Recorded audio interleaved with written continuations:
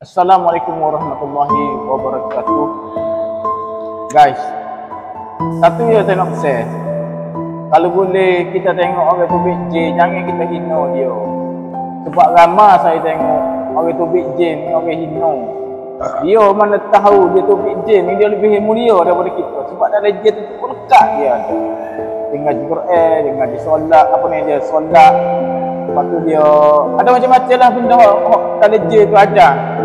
Jadi bila dia tubik juga, kita terima dia seadanya sebagai sahabat kita. Mungkin dia isah dia nak royak so lagi. Dia tak pandai orang jahat tu ataupun dosa-dosa lepas. Allah pandai kita bertaubat.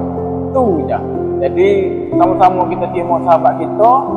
Tak kira siapa pun, adik ke, anak-anak kita sendiri ke, apa kita ke, saudara kita ke, kalau tu dia terimalah dia supaya kita dapat mendampingi dia dan dakwah dengan dia.